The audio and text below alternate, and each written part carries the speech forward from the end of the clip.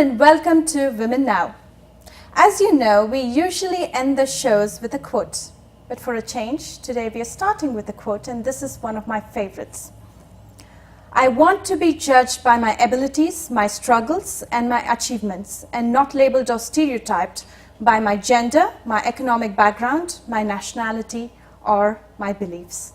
That's exactly what Dr. Fawzia Saeed says of herself. She's a development manager, a trainer, facilitator. She's in the media. She's an author as well as a folk culture promoter. She's traveling all the way from Pakistan, and she's here to promote one of her books. Dr. Fawzia Saeed, it's such an honor to have you here. Welcome to Women Now. Thanks a lot. Now, let's go straight into this. I'm always curious. You grew up in Pakistan. How did you get to who you are today, beating all the odds and just fighting for women's rights and just being bold, and you personify strength? So tell us all about it. Well, I think that women in South Asia, on one hand, we are discriminated against, and on the other hand, we are very strong human beings. It's a routine for us to go uphill. You know, that is how we walk. So we just learned the ways that way. I think it's also very important to know that we do realize the discrimination, especially when we are being socialized into young women. Yes. And that is when one learns how to start asking questions. And you ask questions from people around you, from your parents, and you start reflecting and critically thinking and realizing what is happening. And for us women, personal is political, political is personal. Right. You know, our lives become the issues that we are fighting for. When you first went out and told everybody that this is what you want to do, you want to fight for the women, you want to stand up for their rights, what were the different challenges that you faced? It was more like, even today, I don't think that I see myself fighting for women. It's I fight for whatever comes in the way of my own life. And then I realize that that is in the way of many women's lives. So it's a collective, a connection. So basically, I sometimes say that I only work for myself because those are the roadblocks that I face. Right. But it just happens to be that it is the roadblock of many other women, and we together we push it aside. So it's very connected with my own life and other women's life. And that is what I've been doing. Whatever issue comes in my life, I start working on it, may it be discrimination or harassment, and then it turns out to be other women's issue also, and they all join in and we proceed, you know. Right, so you're one of the many women who decided to speak up as opposed to many of them who never speak up. So tell us, you've been doing this for the past couple decades. You started with Bedari. Yes. So tell us about your work with violence against women. It has been, I think, 30 years now that I've been working on violence against women, because that somehow comes out to be the most pertinent. You must have started when you were very young then. You still look young. But it is one of the most pertinent issues, and it is a culmination. I would say it's an ugly culmination of a patriarchal system. And I have worked on domestic violence, rape-related issues, but Is it particularly in your country that you worked on these issues, or just all over, wherever you work? I have worked in many countries, but I have focused on Pakistan because, like I said, my struggle has been very personal. Personal and political together. So I focused in Pakistan, and there actually in Pakistan too, sometimes I have focused on the area where I lived, the city that I lived in, and then it spread from there. But sexual harassment is an issue that I think that my work really sort of very persistently I followed it, and it culminated into several steps. There is a lot of learning also. You know, initially we used to follow cases and try to help women out also. And then one realized that following cases doesn't really get you anywhere, because the larger machinery is running the way it's running, and you know, you kind of make your struggle and nothing is achieved. So with sexual harassment issue when I started, and that was again a very personal experience. And can you give us a couple of examples, whatever you're comfortable with? Yeah. I was working for the United Nations in Pakistan, and I experienced sexual harassment consistently I see. by my bosses. Okay. And finally, I decided to make a formal complaint. And was it just by yourself or with a group of other women? The decision was first mine, and then gradually a lot of other women, I realized, were also going through the same thing. Mm-hmm. And they got courage, and they said, let's do it as a group. Mm-hmm. So we were 11 women who filed against the same guy. Okay. And this was supposedly, International Development Office, supposedly following all international norms of non-discrimination, etc. Mm-hmm. But what we found was very surprising. Number one, that it was our silence that kept the guy going. Mm-hmm. Because we worked together, but we never really talked to each other. Right. I experienced it for 3 years before I spoke. And did you before I made almost ignore it as opposed to facing the person who I was think, doing this to you? I started thinking about complaining, but it was lack of any mechanism. I was told that the seniors would not listen to me. Mm-hmm. So there were a lot of people discouraging Mm-hmm. and no clarity in terms of how to complain. Okay. And finally I found out that there was an anti-sexual harassment policy. Mm-hmm. And I thought I could use that to make a complaint. And then other women joined me, and we were 11. Mm-hmm. But what we thought would be as simple as complaining really turned out to be a whole saga. Mm-hmm. And I don't want to say more because I have written that in a form of a book, and I would like people to read the whole story. But it really turned out to be the whole management colluding and protecting the perpetrator rather than siding with us. Now let's talk about your book itself, Working with Sharks. Yes. So you've put your thoughts and your experience in the book. Can you give us a bit about it? Well, I have, this is like an autobiographical case study. And it's your third book, right? It is my third book, Okay. yes. My first book was Taboo. And this one is now published in United States, and I'm very happy about it because I strongly believe that it is a universal issue. Even though my case is of United Nations and my case is focused on Pakistan, but the dynamics are very similar anywhere. And so I have jotted down the whole process and the kind of institutional discrimination we faced. Okay. And this case also I wanted to document because it sparked off a movement in my country, and a whole a movement called ASHA. It took us about 10 years to get an anti-sexual harassment policy instituted into different institutions of the country, and also a legislation passed, Okay. which declares sexual harassment a crime after 60 years. Congratulations on that. Yeah, that was much needed, I can Yes. tell you. Now tell us, where is this book available? I know it's available on Amazon, right? It is available on Amazon. It is in hardcover, paperback, Kindle, Nook, so people have the choice. But I feel very strongly that women should read it. I'm sure that there is the issue is very similar. And I also feel like men should read it too. It should not be seen as a woman's issue book, because institutional culture is a big thing. And I did see on Amazon that it had 5-star reviews, so this is surely a read for me. Before we let you go, what is your 2 cents for every woman who face this on a daily basis? Okay, I think number one, we have to be brave. And a lot of our issues do not get highlighted because we doubt ourselves and we say maybe nobody would believe it. But I think it's time that women should really come out, and regardless of how the system treats it. And the other thing I want to say is that it is very important for women to speak out, but it is also very important for the rest of the society to create that safe space for women. So the burden should not be only on women.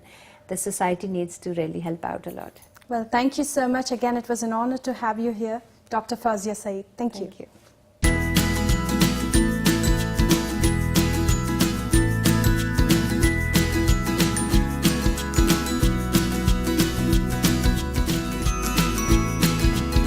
You're watching America's first South Asian TV talk show. Don't go away. Women Now will be right back.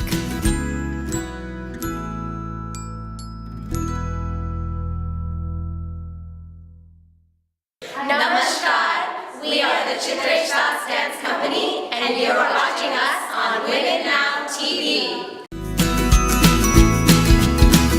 You're watching America's first South Asian TV talk show, Women Now. Let's get back to the show.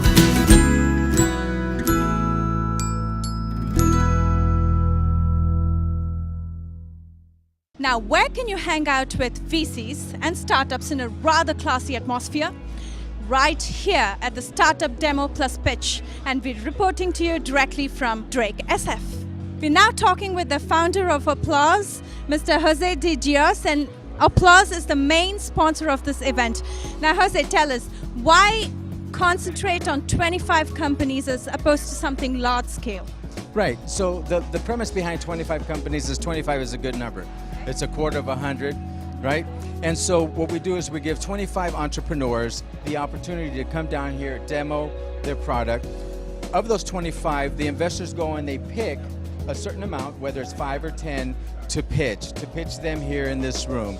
This is a wonderful room for that. So, and did you have to go with a classy setting for the 25 companies as opposed to maybe having it in an expo hall? So what's the theme behind this? Good question. So the reason that we do it in this classy setting is, of course, we want to bring class to the startup world.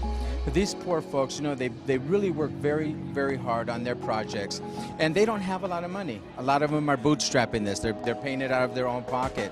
So what we wanted to do is bring them into a setting that brings their spirit up. I mean, you walk into this establishment. The Drake SF, by the way, is a great host here. You walk into this establishment, and immediately you're like, oh my goodness, this is beautiful. It's a great place to demo, right? And so instead of doing it at some hall, we wanted to do it in this establishment. Now, the beautiful thing about this establishment is everyone comes in and they order a drink.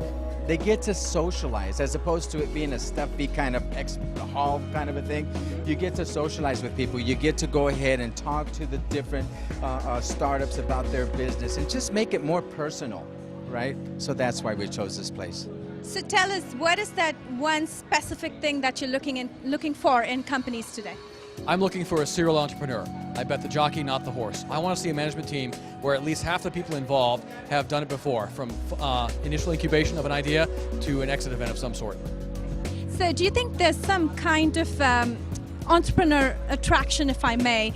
Do you believe in somebody who's been there, done that, who looks very wise, as opposed to a 19-year-old kid who's just out of college and has a really cool, brilliant idea?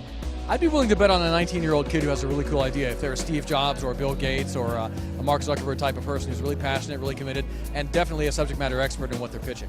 Tell us about your company.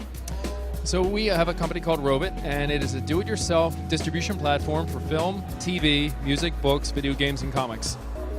And you're obviously here to look for an investor. Other than just the investment part of it, what else are you here for? Actually, to introduce ourselves to San Francisco, since this is only our second time here in about a year and a half. Where are you based on? Based out of LA. So we're kind of coming north, which is good. Yeah, something a little different. Yeah, and yes, we are here to meet investors and let them know about what we do. Jill, tell us about your company. Hi, we're Dragon Girls Hot Flash Collective, and we make a remedy that will replace hot flash medication as it is now. Our competition is pill form. Pill form medication it uses a lot of chemicals that after long periods of time give you serious side effects. Our remedy has none of those chemicals. It's fast, it's topical, it's effective, and it's something that we believe will make a complete replacement in the current prescription medication for hot flashes. So is this going to be your pitch to the investors too today? Yes. Okay. So do you really believe in the 8-second rule that you impress an investor in 8-second period of time, or do you like it more descriptive like this? There are different ways. An 8-second pitch is really good because it keeps you on point, so that you can talk about the really strong points of your business. A long, more discussion gives you more information about the product. So my product, our business is part of a collective, and we work with membership. So a more descriptive kind of a pitch would help us to grow our membership. So Manny, you're an investor. Tell me, what is a great company for you? in very early stage when they were getting started. We invest in early stage startups.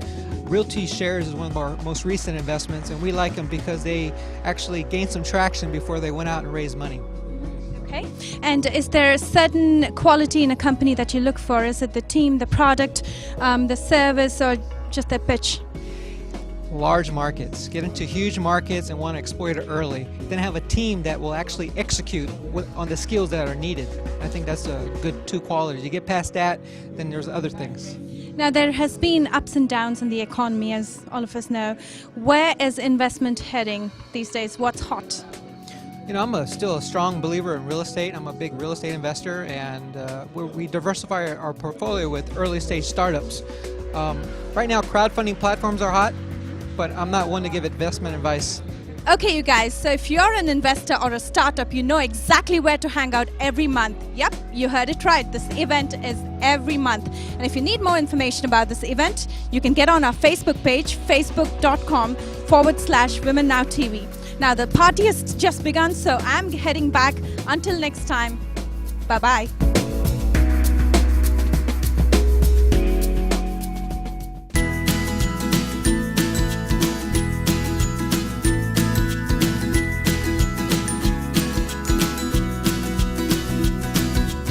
Watching America's first South Asian TV talk show. Don't go away. Women Now will be right back.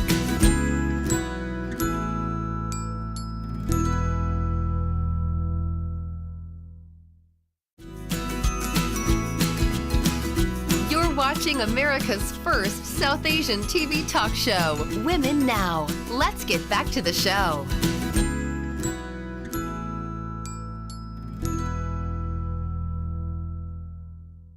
Now, can you ever get bored of movies or Bollywood? Bollywood never loses its flavor. You and I know that. And to talk about some insider secrets of Bollywood, we have none other than superstar Jimmy Shergill with us. Jimmy, welcome to Women Now.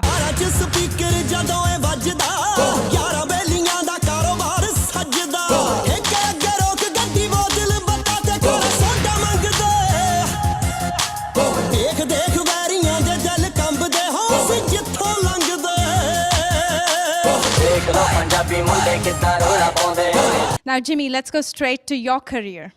What got you into Bollywood? How did you start? I did my acting classes with Mr. Roshan Taneja in 1993. Then I was there for about 1.5 years. Then I got a small role in a film called Marches, which was directed by Gulzar Saab. And that's how my journey in Bollywood started. Who doesn't remember Marches? One of the best movies of all time. My favorite movie, Marches, with Tabu and you, of course.